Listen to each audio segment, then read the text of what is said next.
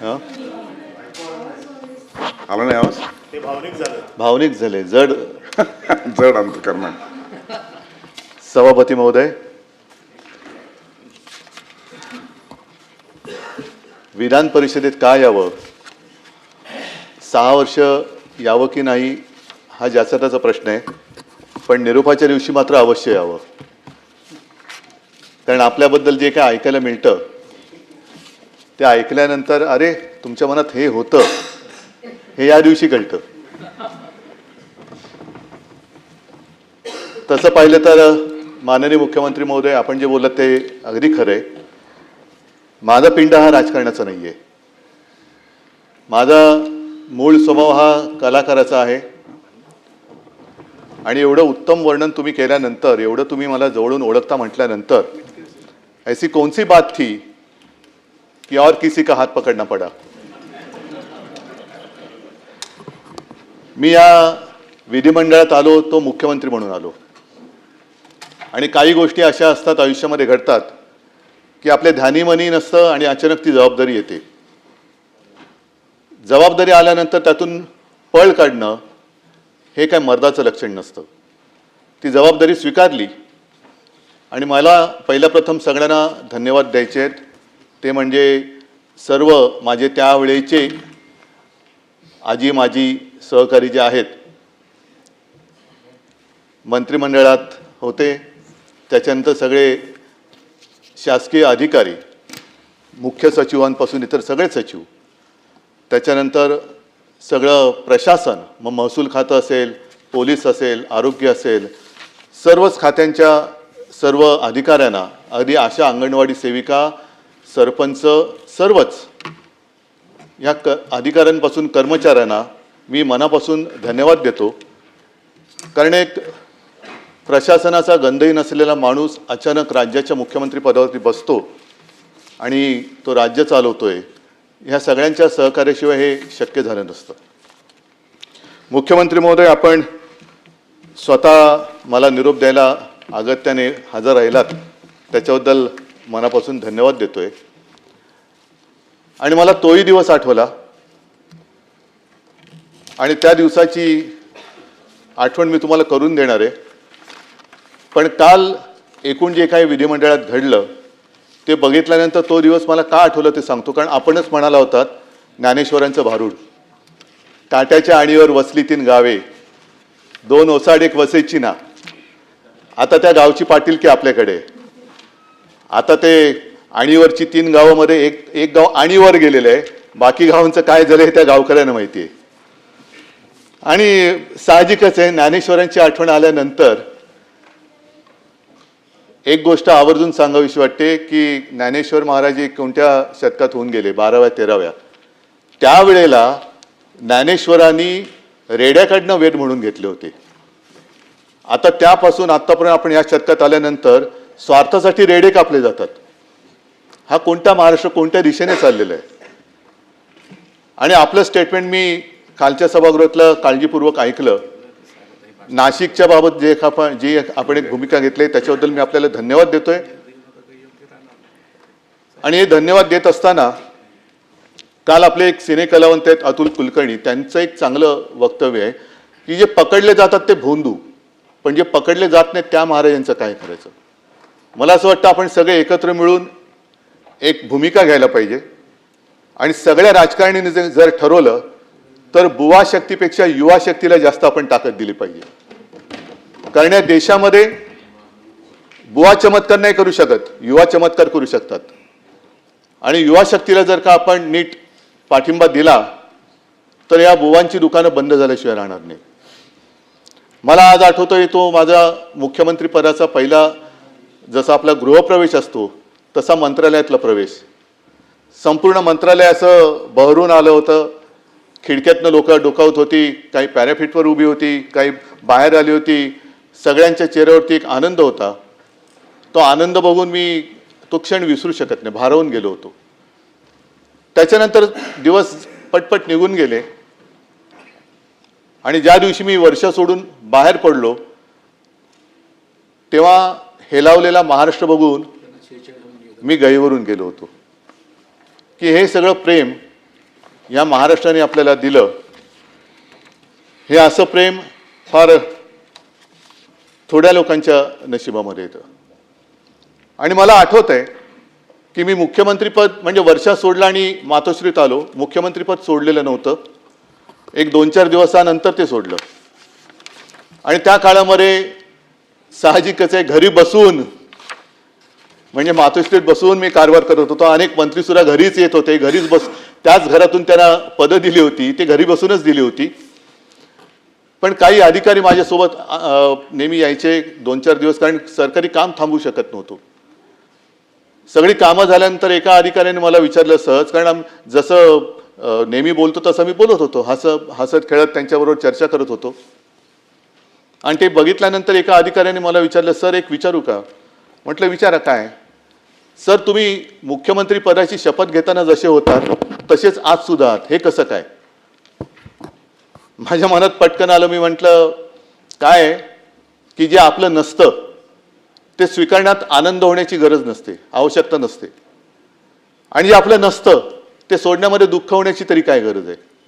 त्याच्यामुळे जसं मुख्यमंत्रीपद अचानक आलं तसं मुख्यमंत्रीपद गेलं. मी माझ्या घरी आलो. त्याच्यामुळे माझं घर आणि त्या घरातला आनंद हा सगळ्यात महत्त्वाचा, हा मला वाटतं प्रत्येकासाठी असतो. योगायोग आणखीन एका गोष्टीचा आहे की आज 24 मार्च. 24 मार्च म्हणजे आपल्या 6 वर्षापूर्वी माननीय पंतप्रधानांनी देशभरामध्ये अचानक लॉकडाऊन जाहीर केला होता. त्याचा आजचा 6वा काय स्मृती दिन म्हणा किंवा काही म्हणा. म्हणजे जिथपासून माझं काम खरं सुरू झालं त्या दिवशी मी सभागृहाचा निरोप घेतोय. आणि या सगळा तो जो काय कालखंड होता तो फार विचित्र होता. योगायोग मी म्हटलं तर आणखीन एका गोष्टीचा आहे, कारण माझ्या मंत्रिमंडळाच्या पहिल्या बैठकीत पहिला निर्णय जर का कोणता घेतला गेला असेल तर रायगडाला निधी देण्याचा निर्णय हा माझ्या मंत्रिमंडळातला पहिला निर्णय होता. आणि मंत्रिमंडळातला शेवटचा निर्णय होता तो औरंगाबादचं नामांतर करणं आणि त्याला छत्रपती संभाजीनगर करणं. संभाजीनगर जे शिवसेना प्रमुख म्हणायचे की औरंगाबाद नाही संभाजीनगर आहे, तर ते नामांतर करून माझी कारकीर्द संपली. पण ह्या मधल्या 2.5 वर्षामध्ये जो काही कालखंड होता तो फार भयानक होता. संकटामागून संकट येत होती. कोरोनासारखं भयानक संकट जे कोणाच्याही आयुष्यात कधी येऊ नये अशी साथ जर का आपण इतिहासात डोकवलं तर 100 वर्षापूर्वी आली होती. आणि त्यावेळेला असं म्हणतात स्पॅनिश फ्लू, त्यावेळेला असं म्हणतात की पहिलं महायुद्ध संपल्यानंतर त्या महायुद्धात वाचलेले सैनिक जे घरी गेले ते युद्धात नाही गेले पण त्या साथीमध्ये गेले. त्याही वेळेला त्याचा काही अंदाज कोणाला आला नव्हता आणि याही वेळेला कोणाला अजून अंदाज आलेला नाही. आरोग्य व्यवस्था वाढवायची कशी? आणि त्याही बाबतीत मला एका गोष्टीचं समाधान आहे की सर्व सहकार्यांनी मंत्रिमंडळातल्या सुद्धा आणि सर्व सरकारी जी काही यंत्रणा आहे त्यांनी सहकार्य केलं. एक टास्क फोर्सची आपण निर्मिती केली. कदाचित देशामध्ये आपलं राज्य पहिलं असेल की त्यांनी कोरोनासाठी टास्क फोर्सची निर्मिती केली. पेशंटचे बेड, रुग्णशय्या वाढवल्या. आपण जवळपास 3.5 लाखाच्या वरती नेल्या होत्या. आता 6 वर्षापूर्वी ऑक्सिजन सिलेंडरची कमी होती आणि 6 वर्षानंतर आज गॅस सिलेंडरची कमी आहे. हा पण एक विचित्र योगायोग आहे. आपल्या कोरोनाबद्दलचं जे एक युद्ध होतं, कोरोनासोबतचं युद्ध होतं आणि त्याच्यात वाखाणली गेली ती आपली एक कामगिरी मुंबई मॉडेल या नावाने. मुंबई मॉडेलची त्याची वाखाणणी ही जगभर झाली. अगदी WHO ने सुद्धा केली. न्यूयॉर्क टाइम्समध्ये सुद्धा त्याच्याबद्दल माहिती आली, बातमी आली. विशेषतः धारावीमध्ये लागण झाल्यानंतर एवढी गच्च असलेली धारावी, त्यावेळेला धारावीकडे कोणाचंही लक्ष नव्हतं. आता ते झाल्यानंतर तिकडे सगळ्यांचं लक्ष जायला लागलेलं आहे. ही एक जी काही वृत्ती असते की संकटात असताना कोणी धावून येत नाही. पण कोरोनामध्ये आपल्या महाराष्ट्राने जे काम केलं त्या कामाचं कौतुक तसं कोणी केलं नाही. इतर राज्यांमध्ये आपण बघितलं की उत्तर प्रदेशमध्ये गंगेमध्ये शव वाहत होती, मृतदेह वाहत होते. गुजरातमध्ये सार्वजनिक चिता पेटल्या जात होत्या. पण महाराष्ट्रामध्ये अशी कोणत्याही मृतदेहाची अवहेलना ही आपण होऊ दिली नाही. जिथे जिथे शक्य असेल तिथे तिथे आपण औषधोपचार दिले आणि जास्तीत जास्त जीव वाचवण्याचे आपण प्रयत्न केले. त्याच्यानंतर कुठेही आकडा आपण लपवला नाही. हे सुद्धा मी म्हणेन आपल्या त्या सरकारचं एक वैशिष्ट्य होतं. कोरोनाचा काळ जेवढं त्याच्यामध्ये बोलत जावं तेवढं त्याच्यावरतीच तो विषय जाईल. पण मुख्यमंत्री महोदय, मला आपल्याला एक विनंती करायची, जे माझ्याकडनं राहून गेलं त्या काळामध्ये करता येऊ शकलं नाही, त्या सगळ्या कालखंडाचं जर काही डॉक्युमेंटेशन केलं, त्याच्यामध्ये कोणत्याही व्यक्तीचं काही वैशिष्ट्य सांगण्याची आवश्यकता नाही. पण स्पॅनिश फ्लूच्या बाबतीत जसं कोणताही आपल्याला संदर्भ सापडत नाही, तसं विशेषतः कोरोना काळामध्ये महाराष्ट्राने काय काम केलं, कशी ट्रीटमेंट दिली, ऑक्सिजन कसा आणला, मास्क कसे मिळवले, कशी खबरदारी घेतली, माझे कुटुंब माझी जबाबदारी असेल आणि इतर सगळ्या गोष्टी असतील, हे सगळं जर का एकत्रित झालं तर पुढे अशी साथ येऊ नये. पण जर का आली तर आपण काय काय खबरदारी घ्यायला पाहिजे याचे एक मार्गदर्शन होईल, म्हणून माझी एक आपल्याला विनंती आहे.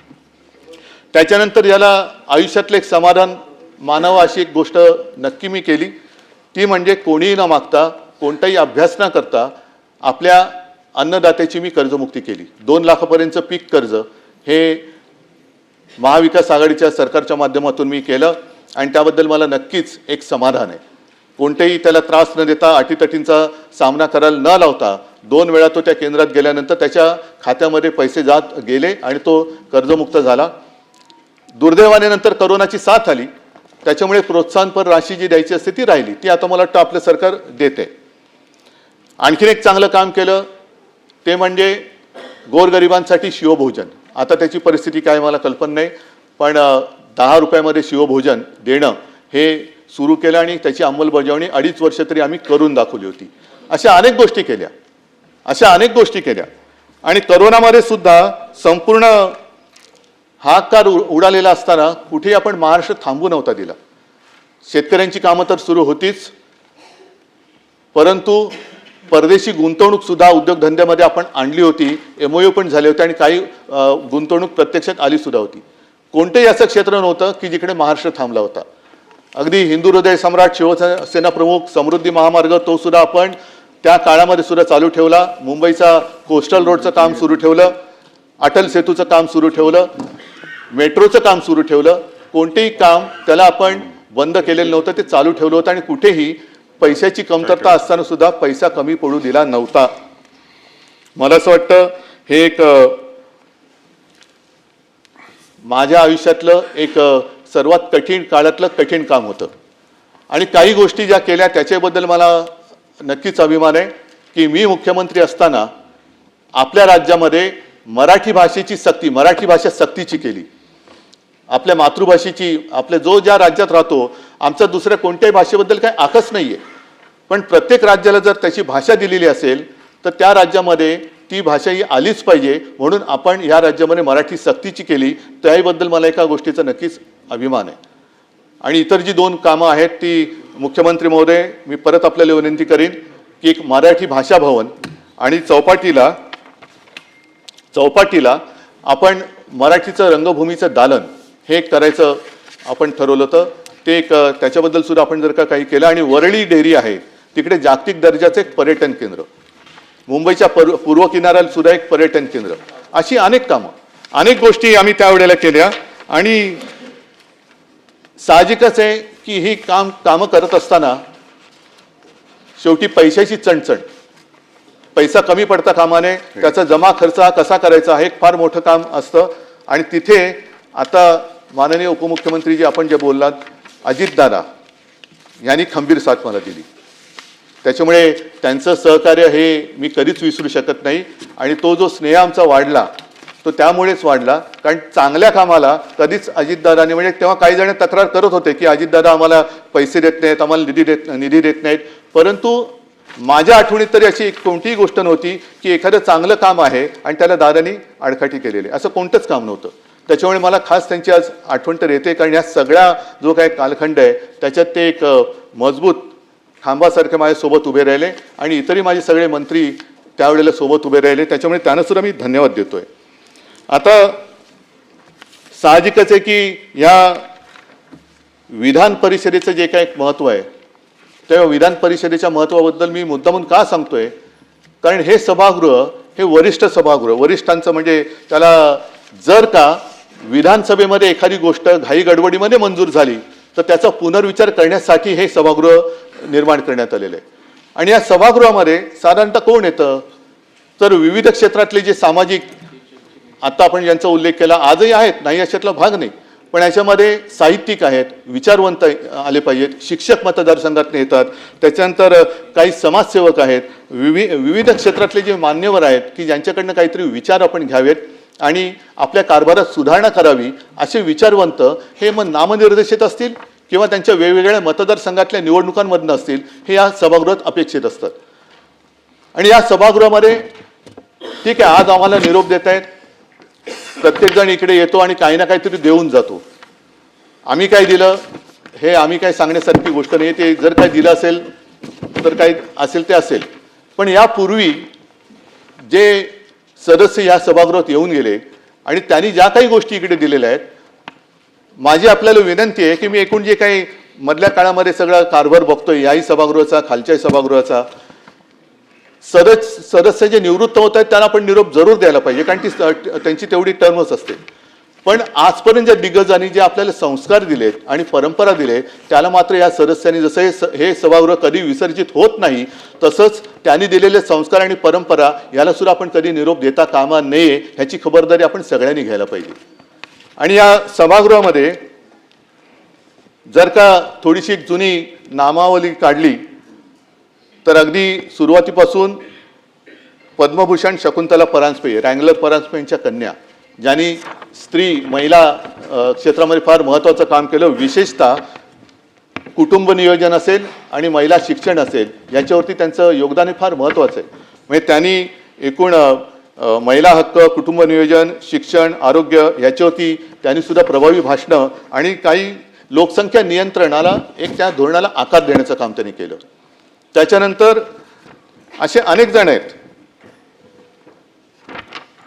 विस पागे हे सुद्धा सभापती होते आणि त्यांनी रोजगार हमी योजनेचे ते जनक, त्यांनी सुद्धा ती योजना दिली. म्हणजे असं कोणी, सगळेजण काही ना काहीतरी आपल्याकडे देऊन गेलेले आहेत. स्वातंत्र्य सैनिक होते ते आणि या परिषदेचे पहिले दीर्घकाळ राहिलेले ते सभापती होते.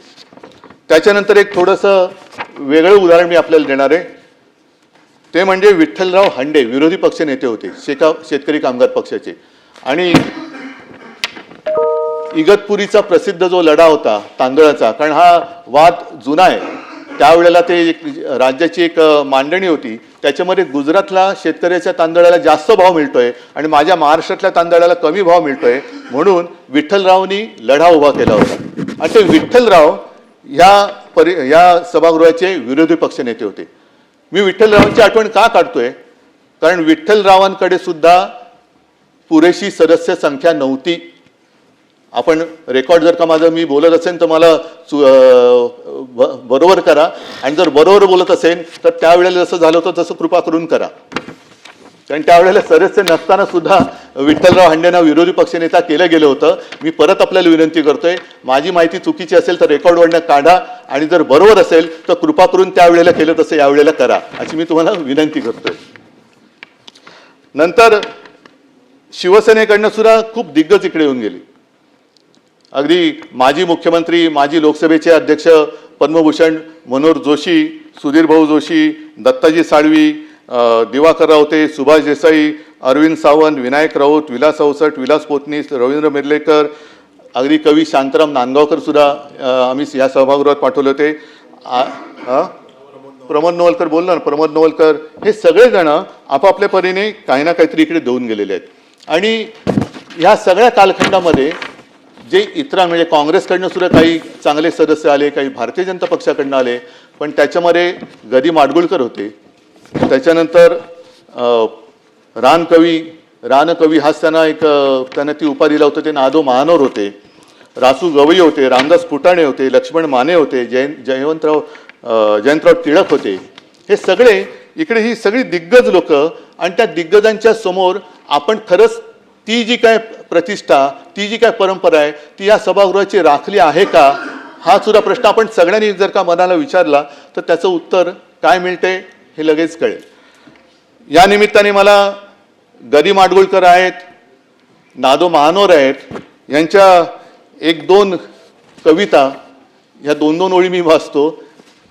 त्या वाचल्याशिवाय मला राहवत नाही आहे. ग. माडगूळकर म्हटल्यानंतर त्यांचं एक गाणं प्रसिद्ध आहे. आता आज तर उद्धव ठाकरेंना निरोप देत आहेत, पण त्यांचं एक गाणं आहे, पण तो उद्धव वेगळा होता. पण त्यांनी त्यावेळेला केलेल्या सरकारचं वर्णन आजच्या सरकारला लागू पडतंय का? आता त्याच्यात त्यांनी म्हटलंय, उद्धवा अजब तुझे सरकार. उद्धवाचं सरकार तर पाडलं, आता तर देवेंद्रजी आपण बसले, त्याच्यामुळे देवेंद्र असं म्हणायचं की काय. आणि त्याच्या पुढे त्यांनी म्हटले, लहरी राजा प्रजा आंधळी अधांतरी दरबार अजब तुझे सरकार. आता गाळलेल्या जागा भरा, कोणाचं सरकार असेल त्यांचं नाव त्याच्यात टाका आणि पुढची कविता म्हणा. लबाड जोडती इमले माड्या गुणवंताना मात्र झोपड्या पतिव्रतेच्या गळ्यात धोंडा वेश्येला मणिहार अजब तुझे सरकार. ही पूर्ण कविता आहे, पाय असेल तर आपल्याला पाठवून देतो. त्याच्यानंतर ग. माडगूळकरांनी आणखी एक फार चांगली कविता लिहिलेली आहे. हे राष्ट्रदेवतांचे, हे राष्ट्रदेवतांचे, हे राष्ट्र प्रेषितांचे आज चंद्र सूर्य नांदो स्वातंत्र्य भारताचे. जे सगळ्यात महत्वाचं आहे आणि जे आज लोकांच्या मनात शंका आहे की आपलं स्वातंत्र्य राहणार आहे की जाणार आहे, त्याच्याबद्दल हे त्यावेळेला ग. माडगूळकरांनी लिहिलेलं आहे. ते सुद्धा पाहिजे असेल तर म्हणजे हे त्यात मिळतंय, पण पाहिजे आपल्याला मी पाठवून देतो. नंतर रानकवी नादो महानोर यांनी एक चांगलं लिहिलेलं आहे. खरं त्यांचं ते अरे एक अजून एक काय होतं ना,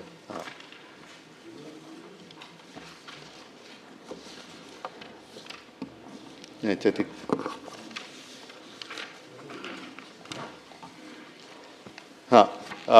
नाही, त्यांचं खरं म्हणजे निसर्गाशी हितगुज साधणारा कवी. पण त्यांनी सुद्धा एक महाराष्ट्र दिनाच्या वेळेला चांगली कविता एक त्यांनी लिहिलेली आहे. महाराष्ट्र धर्म जागो वा शूरवीर सच्चे, हे राष्ट्र बांधण्याला आधार माणसांचे. हे थोर ग्रंथ ज्यांचे आयुष्य वाचताना, त्यांचे विचार गोष्टी हे राज्य बांधताना. म्हणजे राज्याबद्दल त्यांनी जे विचार व्यक्त केलेले आहेत, आदर्श राज्य व्हावे आदर्श माणसांचे, चारित्र्यशील वाढो या थोर संस्कृतीचे. रयतेस आपले ना वाटे न कोणी वाली, कवळून घ्या तयाना विश्वास पांघरुनी. अश्रुष दुर्बलांच्या हे राज्य हो सुखाचे, जोडा सवंगडी जे प्राणापरी जीवाचे. त्याच्यामुळे आता आम्ही तर चाललो आहोत बाहेर. मुख्यमंत्री महोदय, आपण आणि आपले सगळी 3 गावं यांची ही जबाबदारी आहे. आणि मला असं वाटतं की सध्या जे काही एक वातावरण आहे राज्यात आणि देशामध्ये, एक संभ्रमावस्था आहे. कोण कोणाबरोबर तेच कळत नाहीये. आता या महिन्यामध्ये IPL सुरू होईल आणि IPL बघताना आपण म्हणतो अरे हा आपला होता ना, अरे नाही तो आता त्या टीममध्ये, अरे हा आपला होता नाही हा तिकडे गेलेला आहे. म्हणजे इंडियन पॉलिटिकल लीग नवीन सुरू झाले की काय, कोण कोणाच्या बरोबर तेच कळत नाहीये. आणि एकच संघ खूप मजबूत होत चाललेले, बाकीचे संघ म्हणजे मॅच खेळायला सुद्धा बाकीचे संघ हवीत की नको, की बाकीचे संघ संपवून टाकले ते एकटा संघ काय करणार. तर तो सुद्धा विचार केला पाहिजे की एकच संघ ठेवलं तर मॅच खेळणार कोणाबरोबर. सगळेच खेळाडू जर का आपल्या संघात घेतले तर काय करणार काय तुम्ही. त्याच्यामुळे मला असं वाटतं एका सुदृढ लोकशाहीसाठी ही संभ्रमावस्था सगळ्यांनी संपवणं गरजेचं आहे. आणि जनतेचा आपल्याबद्दलचा जो विश्वास आहे, जनतेला असं वाटतं की राजकारणासाठी काही करू शकतात, पण आपल्यासाठी सुद्धा हे काहीतरी करू शकतात हा विश्वास आपण जनतेच्या मनात निर्माण करण्याची आज गरज आहे. आणि ही संधी सगळ्यांनाच मला असं वाटतं मिळत नाही. ही ज्यांना मिळते त्यांनी त्या संधीचा नक्कीच उपयोग करायला पाहिजे. ठीक आहे, दिवस येतात दिवस जातात, सत्ता येते सत्ता जाते, काळ येतो काळ बदलतो, सर्व गोष्टी बदलत असतात. पण आपल्याला धीर धरायला पाहिजे, एक संयम बाळगायला पाहिजे. कारण आपण म्हणतो की सूर्य पूर्वेला उगवतो, पण सूर्य जेव्हा दक्षिणायन आणि उत्तरायण करतो तेव्हा उगवतीची पूर्व सुद्धा बदलत असते. ती पूर्व राहत नाही. सूर्य जिथून उगवतो ती पूर्व. आणि हे सगळं बदलत असताना आपण ठरवायला पाहिजे की आपण प्रवाहाबरोबर वाहत जायचं, लाटेबरोबर वाहत जायचं, की ठामपणाने थांबून प्रवाह योग्य दिशेने वळवायचं. हे ज्याचं त्यांनी ठरवणं हे आवश्यक असतं. आणि जे असे लाटेबरोबर वाहत जातात त्यांच्यासाठी म्हणजे काही स्वतः काही करत नाही पण लाटेबरोबर वाहत जायचं, तर त्यांच्यासाठी विंदा करंदीकर यांनी एक फार छान लिहिलेलं आहे. त्यांनी असं लिहिलंय की ही लाट आहे तोवरी खुशाल तू गाजून घे, गाजण्याला अर्थ कितीसा ते जरा समजून घे. म्हणजे तू गाजतोयस त्या लाटेवरच म्हणून गाजतोयस, लाट गेल्यानंतर काय करशील. तर या काही गोष्टी त्यांनी फार छान लिहिलेल्या आहेत. म्हणजे आपण या सगळ्यांकडनं काही ना काहीतरी घेतलं पाहिजे आणि त्यातल्या थोड्या जरी गोष्टी आपण आपल्या वागणुकीत आणू शकलो तरी महाराष्ट्र आपल्या देशातलं जे एक सर्वोत्तम राज्य आहे ते आणखीन चांगलं राज्य होईल. विंदा करंदीकरांनी आणखीन पुढे जे लिहिलेलं आहे ज्याचा मला उल्लेख करावा असं वाटतं की केले कुणास्तव ते किती हे कधी मोजू नये, होणार त्याची विस्मृती त्याला तयारी पाहिजे. जो अनुभव मी घेतोय, डोक्यावरी जे घेऊनी आज येथे नाचती, घेतील ते पाय तळी त्याला तयारी पाहिजे. हे सगळं आयुष्य आहे. म्हणजे जे डोक्यावर घेऊन नाचतात तेच एक दिवस आपल्याला पायतळी तुडवायला बघत नाहीत, कारण त्यांना स्वतःला जेव्हा काही पाहिजे असतं त्यावेळी ते कोणी काय दिले हे काही न बघता ते आपल्याला सरळ तुडवून पुढे जात असतात. आणि हे विंदांचं झाल्यानंतर एक सुरेश भटांची मोठी कविता, त्यातली 4 ओळी मी मुद्दामून सांगतो, जी कदाचित म्हणजे मलाही वाटलं की इकडे वाचावी. मित्र कोण आणि शत्रू कोण गणित साधे कळले नाही, नाही भेटला असा कोणी ज्याने मला छळले नाही, रुसून राहिले माझ्या अगदी जवळचेच पण मी कोणाला कळलोच नाही. हे सुरेश भटांची कविता आहे. आणि मला असं वाटतं की हे जरी खरं असलं तरी मला जी काय संधी मिळाली होती त्या काळात जे मी केलं ते प्रामाणिकपणाने केलं, आणि ते प्रामाणिकपणाने केलं म्हणून महाराष्ट्रातली जनता मला त्यांच्या कुटुंबातली एक सदस्य मानते. मी या मायबाप जनतेला मानाचा मुजरा करून आपल्या सर्वांचा या सभागृहात निरोप घेतोय. जसं मगाशी मुख्यमंत्री महोदय आपल्या आधी मी जेव्हा आलो तेव्हा तुमच्या आधी मी जे बोलत होते त्यांचं थोडंसं ऐकलं की कुठे भेटू. मी मुख्यमंत्री महोदय थोड्या वेळाने आपल्याला भेटायला येणार आहे, पण काही जणांना रणांगणात, काही जणांना कुठे, आणि काही जणांना असं वाटतं की इथे भेटलात तर अशी काही लोक आहेत. असो, मी या सभागृहात